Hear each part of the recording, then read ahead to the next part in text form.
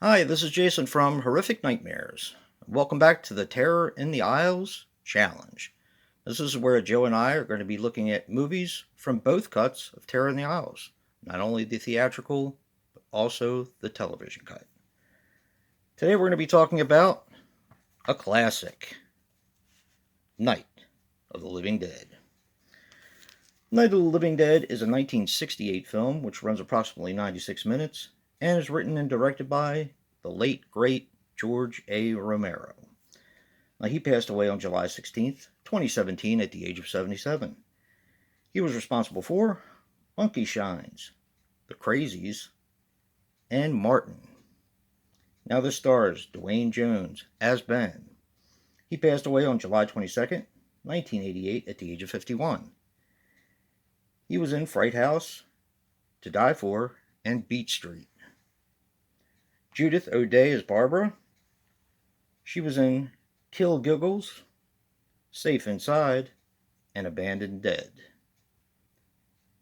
And Carl Hardman as Harry Cooper.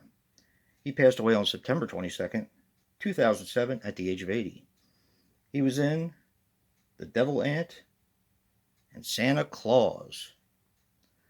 Now, the budget was $114,000, and it had a worldwide gross of $236,000.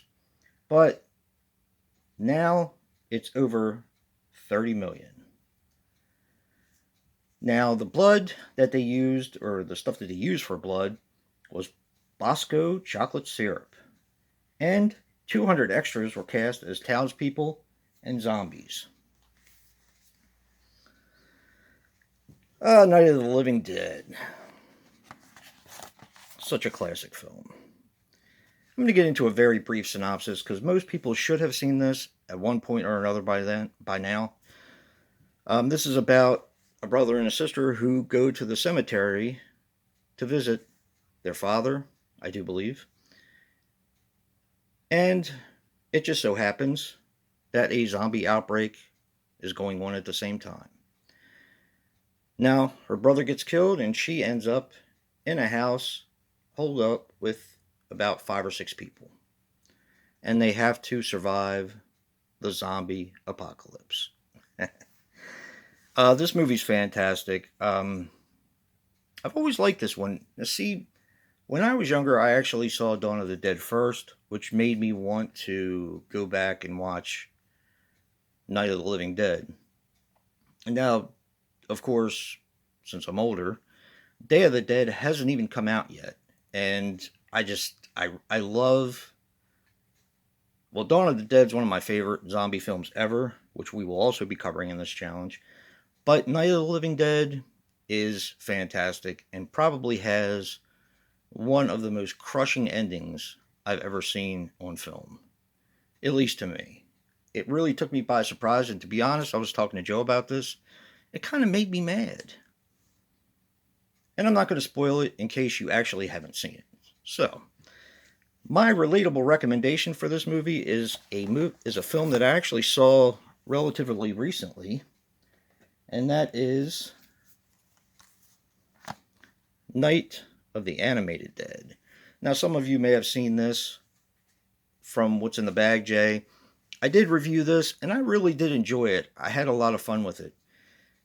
Where it is kind of a shot-for-shot remake, except for they did add a few parts.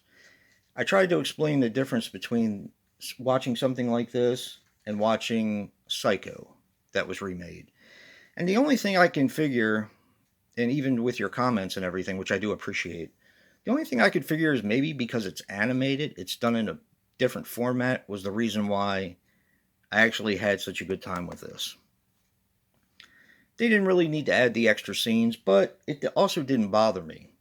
Unlike the 30th anniversary DVD from Anchor Bay, which I did not like at all. But yeah, you can see that on my Anchor Bay, or Joe and Jay Talk Anchor Bay. I believe it was part 1, I think.